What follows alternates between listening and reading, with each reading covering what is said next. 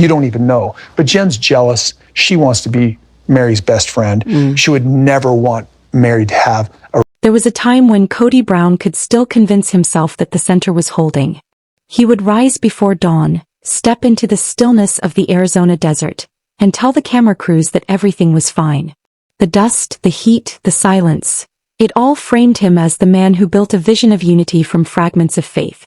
But even the most convincing illusions begin to flicker when the audience stops believing. And inside the Brown household, belief was dying. The production vans no longer arrived with the same excitement. The crew, once eager to capture every laugh and family dinner, moved with the careful distance of people walking through a collapsing house. Every shot required negotiation. Who would appear, who would refuse, which story could be told without igniting another war. Kody didn't see the change at first, or maybe he did and simply refused to name it. He kept repeating the line he'd always used, "We're a family and families fight." But even his own words began to sound rehearsed, hollow, performed for a show that no longer wanted a script. Robyn noticed it long before he did. Her eyes, once soft whenever the cameras caught her beside him, had grown distant. She would fix her gaze somewhere just behind the lens, as if searching for an escape no one else could see. Each week the tension grew heavier, an invisible fog curling through every room. Producers whispered about ratings, editors whispered about tone. And through it all, Kody kept performing. He believed that if he smiled wide enough, the world would forget the cracks running beneath that grin. But the silence after filming told the truth. In those empty hours when the lights were off and the microphones were stored away, Robyn barely spoke. She moved like a ghost through the house, careful not to disturb the fragments of peace left behind. Kody mistook her quiet for loyalty. In reality, it was the first sign of withdrawal. The slow retreat of someone who has already decided to leave but hasn't yet packed the suitcase. Out in the backyard, weeds had begun to reclaim the edges of the garden where they once filmed picnics and laughter. The same bench that once held a smiling family now sat under a film of dust. Robyn would stand there some mornings, arms folded, watching the wind scatter petals across the dirt. Behind her, through the sliding doors, she could hear Kody pacing, always pacing, on the phone with producers, pleading, bargaining, insisting that everything could still be saved. But every promise sounded smaller than the last. What the audience never saw were the quiet arguments that ended before they began. The unfinished sentences, the looks that carried more venom than words ever could. When Kody spoke about faith, Robyn spoke about freedom. When he tried to remind her of destiny, she reminded him of exhaustion. Their worlds, once aligned by devotion and camera contracts, had drifted too far apart to meet again. And still Kody refused to see it. Meri saw it all. From her small home miles away, she watched the latest episodes like a spectator studying the wreckage of a life she had once called her own. Each scene felt staged, each smile painted on. But behind the edits and the soft background music, Meri recognized the truth. She had lived through that same denial, that same need to pretend everything was fine while everything was burning. The irony wasn't lost on her. The man who once preached spiritual leadership was now trapped in the same illusion he had built for everyone else. The network noticed too. Executives at TLC, once proud to call the Browns their flagship family, had begun drafting quiet memos about directional changes and creative reevaluation. It was corporate language for something far simpler. We can't keep filming this collapse forever. But no one had yet dared to tell Kody directly. Not yet. That morning he sat at his desk, scrolling through fan comments on social media. Each post seemed sharper than the last. Kody looks lost. Robyn deserves better. Where's Meri's truth? He closed the laptop with a heavy sigh, forcing a smile as Robyn passed by behind him. People only see what the editors want them to, he muttered. Robyn didn't respond.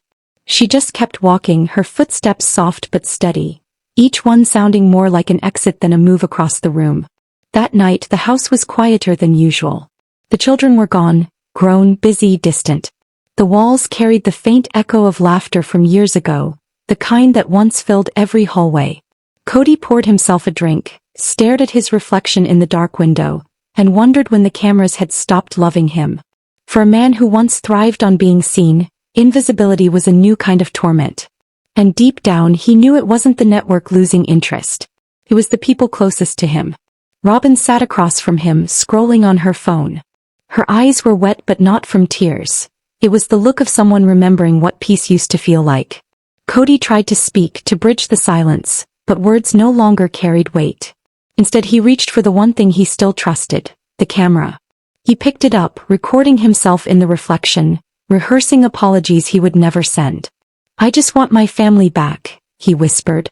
But even the device refused to capture sincerity. The red light blinked once, then died, battery drained. In that small failure something inside Kody broke. He slammed the camera down and stared at Robyn. "Why don't you talk to me anymore?" Her answer was calm, almost detached. "Because every time I do it ends up on television." The silence that followed felt like the final cut of a long, exhausting season. Only this time there would be no editing room magic to fix it. Outside, the Arizona night was colder than usual. The desert winds carried a faint metallic scent, the kind that precedes a storm. Kody stood on the porch, listening to the stillness, trying to convince himself it was just another rough patch. But somewhere, deep in that silence, he sensed the truth. The story was already rewriting itself without him. By the following week, the studio calls had taken on a new rhythm. Shorter, colder, more deliberate. TLC's senior producers no longer greeted Kody with the easy laughter that once colored their Monday check-ins. Now there were pauses, long enough for him to feel every ounce of the distance between what the show had been and what it had become. They talked about reshaping the narrative, refocusing the lens, all polite phrases that meant "we're done protecting you." Kody nodded along, pretending to understand the corporate dialect, but his hands trembled beneath the desk. The camera crews were scheduled to return in 2 weeks, yet the air already carried the chill of finality. He walked through the house, rehearsing lines that would never make it on screen. "People think they know us," he muttered. "They don't see the real work that goes into family." The speech had once inspired faith among his wives, but repetition had stripped it bare. Now even he couldn't find conviction in the words. Faith, leadership, destiny. Every phrase sounded like an echo from a sermon no one attended anymore. Robyn spent most mornings away from him. She said she was running errands, but Kody could sense the avoidance. He'd catch glimpses of her outside, pacing by the car, phone pressed to her ear. When he asked who she was talking to, she'd answer softly, "Just my mom," but her tone carried the protective caution of someone guarding a secret. Sometimes she'd return with tear-stained cheeks and an unshakable calm, the kind that comes when a decision is already made. Kody told himself she was just tired, yet every day her silence grew louder. Meanwhile, hundreds of miles away, Meri Brown sat at a small oak desk inside her quiet Utah home. Stacks of papers surrounded her. Contracts, letters, old journals filled with the fragments of a decade she could no longer forget. 4 years she had tried to write her story, stopping each time the guilt became too heavy. Now with Kody's empire wobbling, hesitation felt pointless. The truth had waited long enough. She turned on a small lamp and opened a leather notebook marked Untold. Inside were memories too sharp to share when the cameras were still rolling. How production had twisted arguments into storylines, how promises of equality had become one man's obsession with control. She remembered the nights she'd stood off camera, forced to smile while watching Kody console Robyn, the favorite, as fans had whispered. Each page she wrote carried both anger and relief. Anger that it had taken this long. Relief that she still had a voice. TLC's legal team had already approached her quietly. They wanted something new, a spin-off, a confessional, a raw reset to save the brand. They knew the public had grown tired of Kody's monologues. They wanted Meri's truth. For the first time in years she had leverage. And she planned to use it. Back in Flagstaff, Kody sat with his youngest daughter at the breakfast table, trying to fill the silence with optimism. "We're going to show people that we're still strong," he said. The child nodded politely but looked away. Even she sensed the performance. When Robyn entered, her expression froze at the sight of the cameras that Kody had invited in for a casual home moment. "Do we have to film this?" she asked. Kody forced a grin. "It's what people love about us. Seeing the real family." Robyn's voice dropped to a whisper. "There's nothing real left to show."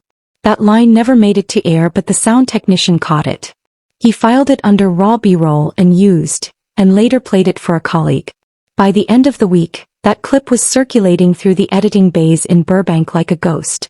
Proof that even Robyn had reached her breaking point. Kody could feel the shift without knowing its source. Emails went unanswered. Phone calls ended faster than they began. The family group chat, once full of schedule updates and holiday plans, had gone silent. When he tried to rally everyone for a group dinner, only one person replied, a curt message from Meri: "Some dinners aren't worth attending anymore." He read it twice, unsure whether it was bitterness or prophecy. Night came early in the desert that month. The house, large and half-empty, echoed with the sound of Kody's pacing footsteps. He replayed old episodes in the living room, studying them like sacred texts. There he was, younger, confident, the patriarch who believed love could be multiplied. He paused the screen, looking at the version of himself who still had command over every heart in that frame. "What happened to you?" he whispered to the reflection. The reflection offered no defense. Robyn returned late, long after midnight, carrying a folder pressed tight against her chest. She looked exhausted, eyes rimmed red, lips trembling from the words she hadn't yet spoken. Kody reached for her hand, but she pulled away gently. "We can't keep pretending this works," she said. He tried to protest, to summon the old charm, the speeches about unity and trials and divine testing, but she only shook her head. "This isn't a test anymore. It's a consequence." Up in Utah, Meri typed the final paragraph of her statement. The document wasn't a confession. It was an indictment. She detailed every manipulation, every broken agreement, every time she had been asked to perform happiness for the sake of ratings. When she finished, she signed her name with a calm hand. For once, the power no longer belonged to the man with the microphone. It belonged to the woman who refused to stay silent. By dawn, the studio inboxes were flooded. Leaked rumors, anonymously sourced emails, mentions of Meri's upcoming tell-all. Kody saw the headlines before breakfast. He slammed his fist against the table, the mug toppling over, coffee bleeding across the wood. Robyn didn't flinch. She simply turned away, whispering, "Maybe it's time people know." The desert outside remained indifferent. Sunlight crept over the horizon, turning the red dust to gold. To anyone passing by, the brown home looked peaceful, ordinary. But inside, every heartbeat echoed like a countdown. Kody poured another coffee, staring out the window at the mountains he once described as symbols of permanence. They still stood, ancient and unmoved, while everything he built beneath them was crumbling into sand. By the time the second sunrise hit Flagstaff, Kody's phone was already vibrating non-stop. Producers, publicists, lawyers. Everyone wanted a statement, but no one wanted his side. Not anymore. He scrolled through message after message, and every one of them read the same way: cautious, rehearsed, and terrifyingly polite. "We understand this is difficult. We value your privacy at this time. We'll be reviewing our options." In Hollywood language, that meant, "You're on your own." He called Robyn first. No answer. Then Janelle. Straight to voicemail. Even his sons had stopped replying. The silence was no longer awkward. It was punishment. For years he had told everyone that silence meant peace, that a quiet home was a strong home. Now he understood that silence could also mean abandonment. By noon he received the official email from TLC. A temporary suspension of filming. He read the sentence 3 times, hoping it would change meaning, but it didn't. They were freezing production, effective immediately, until they could re-evaluate the narrative direction. It wasn't a cancellation yet, but it was the first nail. Kody stormed out onto the porch, staring at the camera van parked across the street. For the first time, the crew refused to follow him. Their lenses remained down, their bodies still. It was as if the entire world had stopped watching. Inside the network offices, Meri's document was spreading like wildfire. Executives who had ignored her for years were now quoting her paragraphs in meetings. Her story wasn't just revenge, it was revelation. She had peeled back the glossy facade and shown them the machinery underneath. Viewers had suspected manipulation for years, but Meri's words confirmed it. And that truth was more valuable than any episode. When TLC's head of development, Laura Kinsey, read Meri's file, she saw opportunity. A solo project. A full rebrand. Meri Unscripted. A title that could save ratings and reshape everything the Brown name had come to represent. Within hours, Meri's team was on a video call with producers, drafting a contract that would make her the centerpiece of a new kind of story, one without patriarchs. But for Kody, that was unthinkable. He was the story. He had been the story for nearly 2 decades. He was the reason the cameras showed up, the reason the world cared. At least that's what he told himself. Now, staring at the news alerts lighting up his phone, he realized how fast the spotlight could shift. His name was trending again. Not for leadership, not for family values, but for betrayal. He turned on the TV. Every entertainment outlet had the same headline: Meri Brown breaks silence. Exclusive confession rocks sister wife's legacy. His stomach turned as they played clips of Meri's earlier interviews. The polite smiles, the practiced answers, the ones where she said, "I'm still hopeful we can rebuild." Now her tone was different. Now it was final. "I spent years being told my emotions were inconvenient," she said in one leaked excerpt. "I believed that silence was loyalty. But loyalty to someone who thrives on control isn't love. It's surrender. And I'm done surrendering." Kody muted the television, but her voice kept echoing inside his mind. He could still see her sitting at that old couch years ago, folding her hands as she tried to explain her loneliness. He hadn't listened then. Now the whole world was listening for him. That evening, a black SUV pulled into his driveway. 2 producers stepped out, people he'd known for years, their faces drawn with the exhaustion of executives who'd spent the last 48 hours in crisis meetings. They didn't bring cameras this time. They brought papers. "Is this about Meri?" he asked before they even sat down. One of them nodded. "It's about the direction of the show." Kody's laugh came out sharp. "You mean it's about saving your ratings?" The other producer sighed. "Kody, audiences aren't connecting anymore. They see pain, not purpose. They see control, not leadership. We need a reset." "A reset?" he repeated, his voice trembling. "You want me out?" Neither answered. Their silence said enough. He sank into the couch, staring at the framed photos lining the wall, smiling faces that no longer spoke to each other. "After everything I built," he muttered, "you're just going to erase me?" The producer leaned forward. "No one's erasing you. You erased yourself when you stopped listening." Those words hit harder than any headline. He wanted to shout, to defend, to list every sacrifice, every sleepless night, every ounce of energy he had poured into holding a family that didn't want to be held. But deep down he knew they were right. He hadn't been listening, not to them, not to his wives, not even to himself. He had been performing. Across state lines, Meri stood in front of a small camera setup inside her Utah living room. No script, no teleprompter. Just a microphone, a single camera operator, and the soft hum of truth ready to escape. She looked straight into the lens, breathing deeply. "This isn't revenge," she began. "It's release." The first take was shaky. The second one perfect. Her voice cracked in places, but that made it real. And the producers didn't dare ask for another. Within hours, snippets of her raw footage began circulating internally at TLC. Executives called it magnetic.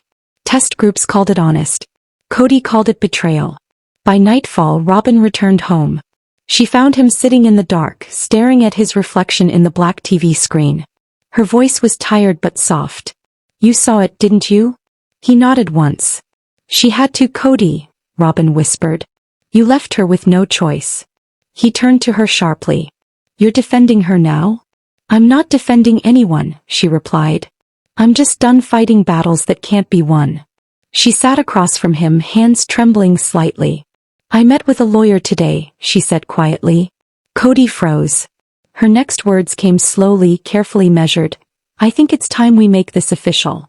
That single sentence broke whatever illusion he had left. The last alliance was gone.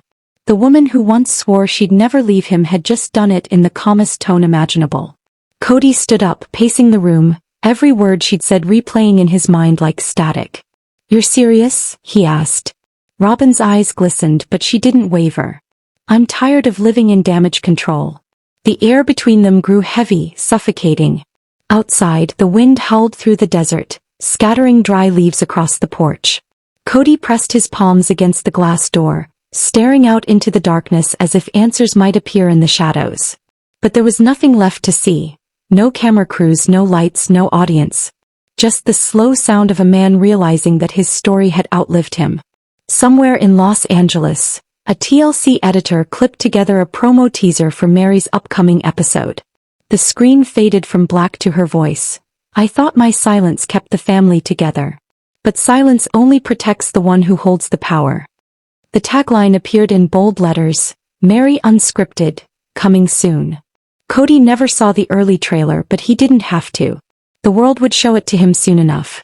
Morning came like a hangover, gray, dull, and painfully quiet.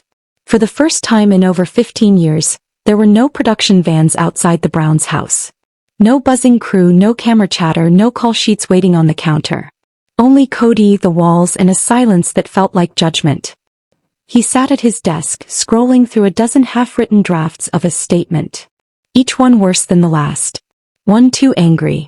Another too desperate. He couldn't find a tone that didn't make him sound like a villain, because maybe, deep down, that's what he had become. The phone rang again, his publicist. Don't go online, Kody, she warned. Just don't. But he already had. And what he saw made his stomach churn. Every social media platform was ablaze. Clips of Meri's raw confession, slowed down, remixed, analyzed frame by frame. Her words had gone viral, but not just her words. Leaked screenshots, old contracts, private messages, even production notes had surfaced.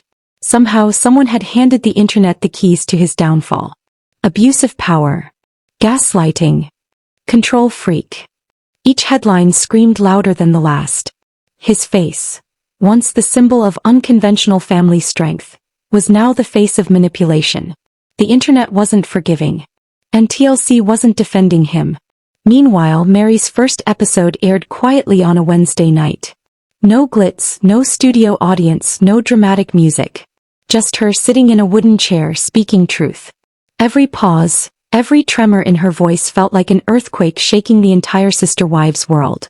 She talked about the early days, the secrets, the moments of fear, and the endless cycle of being silenced. When she said, "He made me feel invisible even when the cameras were on," millions of viewers fell silent.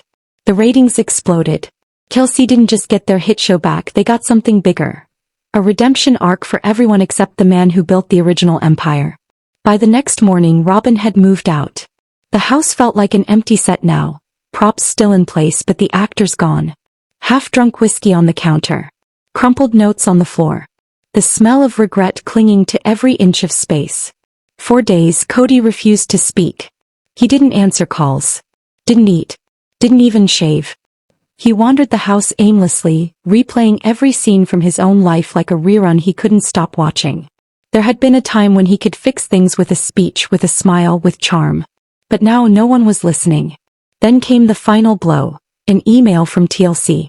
No euphemisms this time. Just a single paragraph. Mr. Brown, as of today, the network has decided to formally terminate production contracts associated with your role in Sister Wives.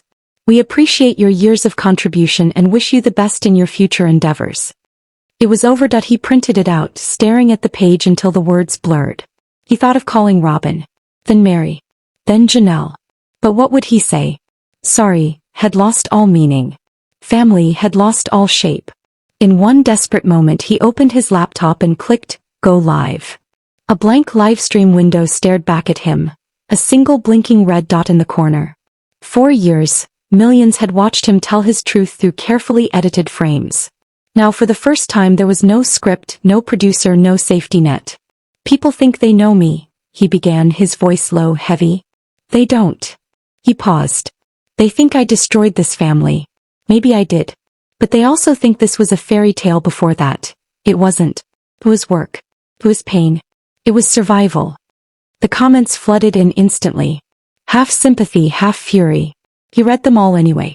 Each one a mirror of his legacy. Fractured, divided, emotional. He wanted to defend himself. He wanted to blame editing, pressure, fame. But the words wouldn't come out. Because for the first time in decades, Kody Brown didn't have a story to tell. He was the story. Somewhere across the country, Meri watched that same live stream in silence. There was no smile of victory. No satisfaction. Only an ache, because endings, even deserved ones, still hurt. She turned off the laptop and looked out the window.